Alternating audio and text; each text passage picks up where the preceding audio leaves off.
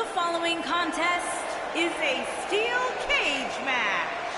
Making his way to the ring from Cincinnati, Ohio, weighing in at 242 pounds, Donald the Total Package Robinson.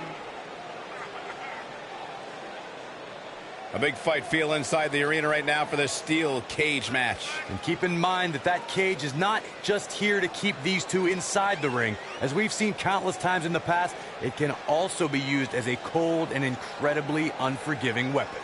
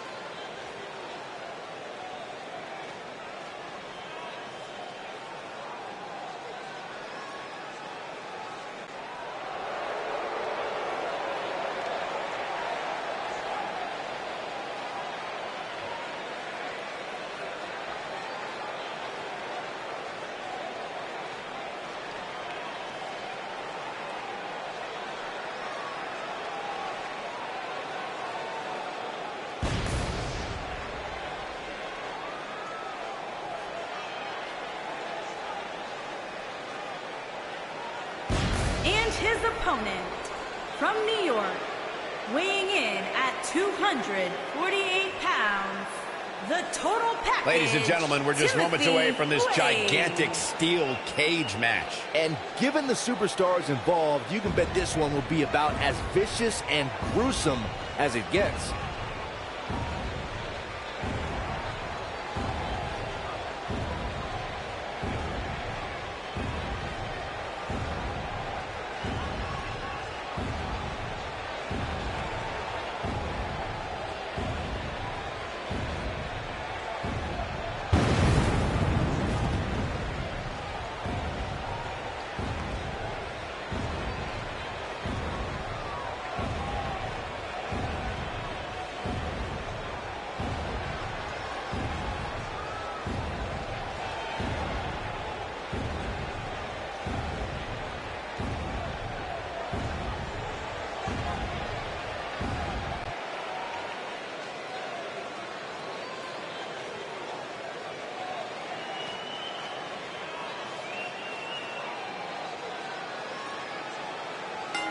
No more talking behind each other's backs. Now they are face to face. And pretty soon, fist to fist.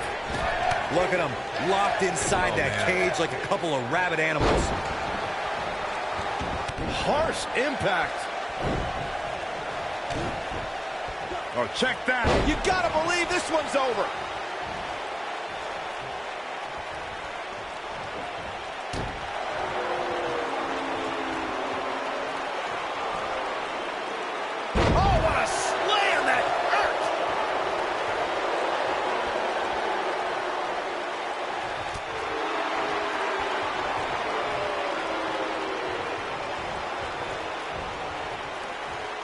Oh, look at it.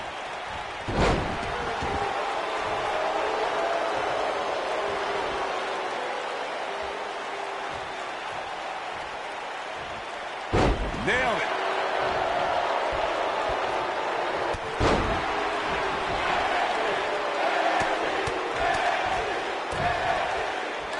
The WWE Universe has seen the evolution of the steel cage in the enclosure known today as Hell in a Cell. The first time an enclosed cage was seen was in October of 1983 in the last Battle of Atlanta. The enclosed cage was seen a few years later in the War Games match from the NWA. There were even cages stacked on top of each other like WCW's Tower of Doom. Hooked up. Jarring impact. All right, we talk about the progression of steel cage matches and the type of structures that have been spawned from them. I need to point out that some cages have been electrified. One was made from bamboo in the form of a Punjabi prison match. And, of course, the Elimination Chamber with glass pods and steel doors. And today we have the Asylum match, where weapons are on top of the cage. Just goes to show you that times may change, but the objective to destroy an opponent remains the same. There's still no better way to settle a score than to do battle with your adversary inside a steel cage.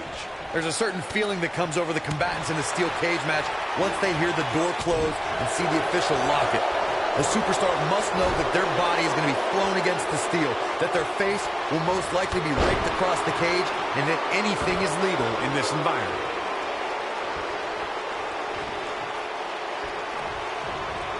Ooh, what impact. You spoke about this earlier, Corey. It's crucial for a WWE superstar to fully understand the gravity of the situation they're in when they battle inside a 15-foot-high steel cage. An individual must be ready to endure pure brutality and be prepared for the fight of their life. No one leaves a steel cage match without scars. Corey, you said something of value for once, and that anything is legal inside a steel cage. To that point, something else we've seen over the years is interference. Whether it's The Undertaker coming up through the ring or John Cena getting bashed in the head with the cage door from the outside, it's all legal in the cage. I don't think there's any coming back from this type of assault. Oh, and a knee. And a good golly, what a knee.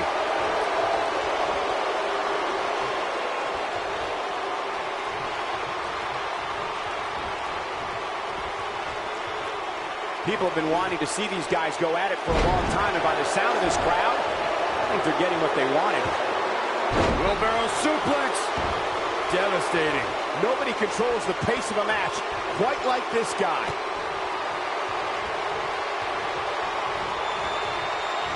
Oh, what impact! Game, set, match. This one is over.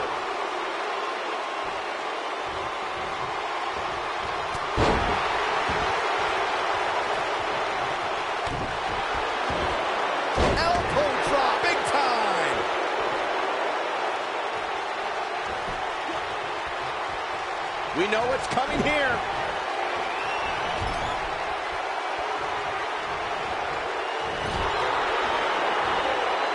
Oh, incredible height.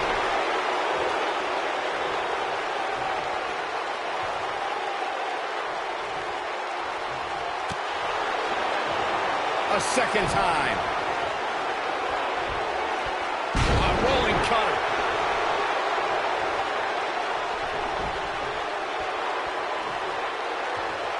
Going for it all here. Nasty impact. This one's over, guys. Now that got those shoulders on the mat.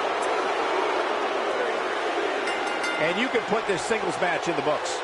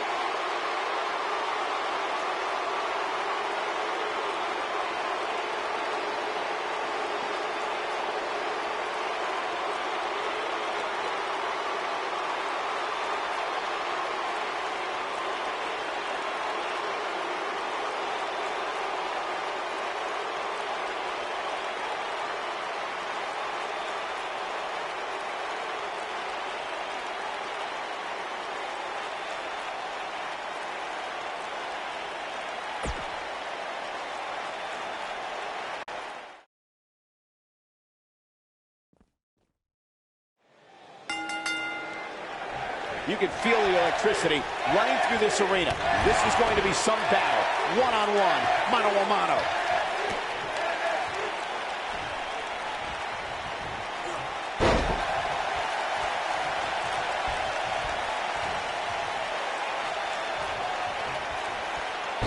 To the arm. Terrible.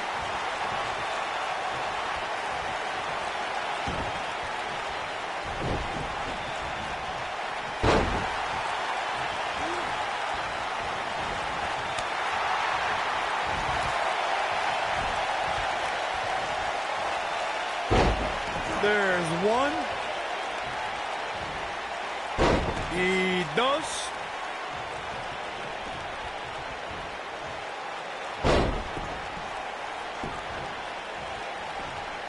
What a stomp. Good grief.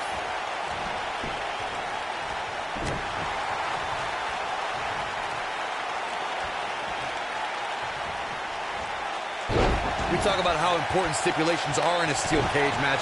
If superstars sign a contract where the only way to win is escape the cage and have both your feet touch the floor, the competitors must have a plan. Especially since you have to be comfortable trying to escape through the cage door as you do climbing over the top of the cage and vice versa.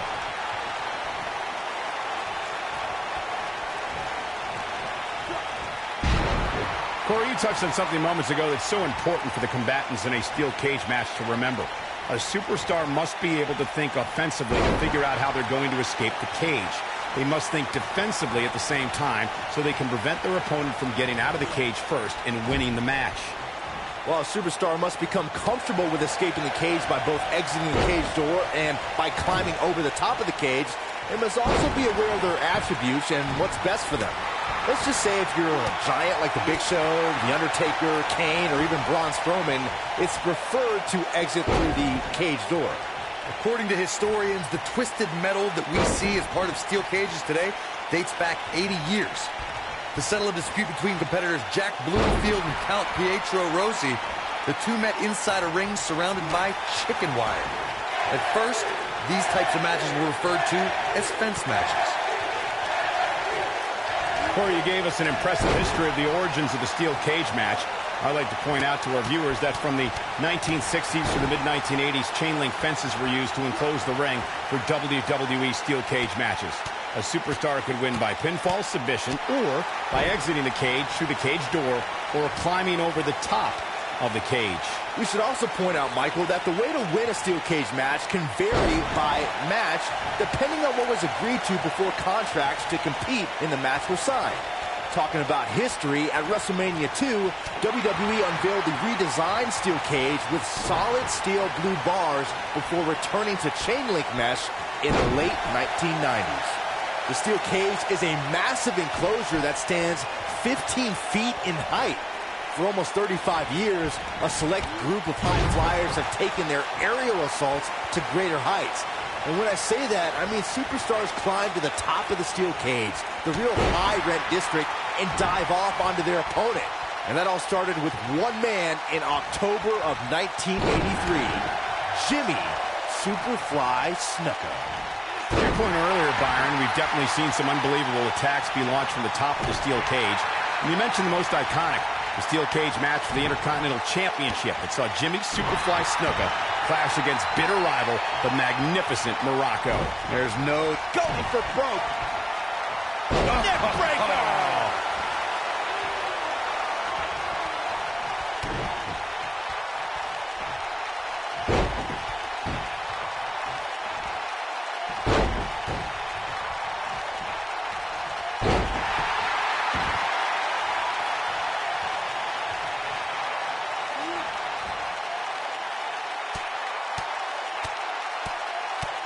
I just can't get over the physicality of this match.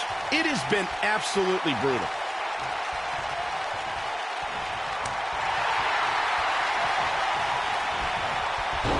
Arm drag. Very nice.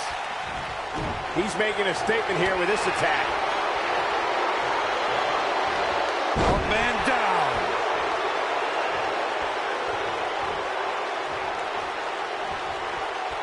The end may be near.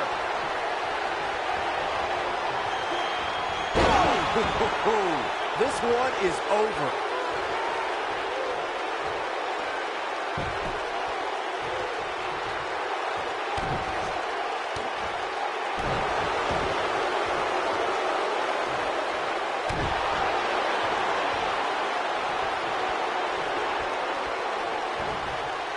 This is what makes him one of the best in the business.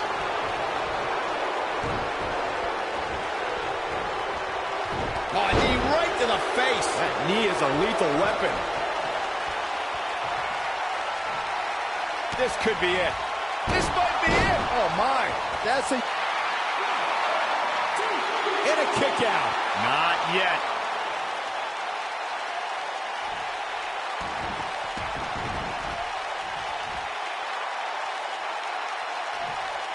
The rivalry between Ultimate Warrior and Ravishing Rick Rude began during the Super Pose Down at the 1989 Royal Rumble. Then it progressed to where both superstars battled. We know what this means. Oh boy, he is rolling.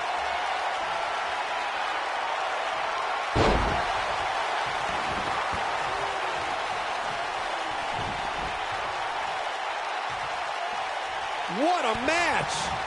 Boom! That should do it. Penny in predicament. And a near fall. Wow, I am impressed.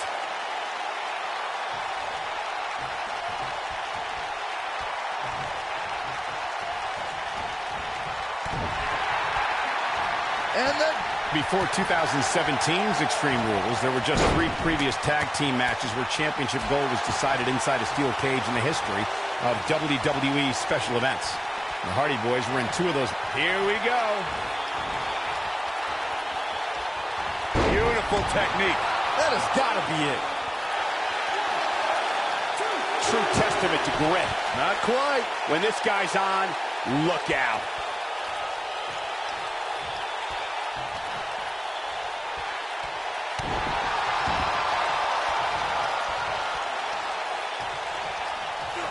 Big move coming.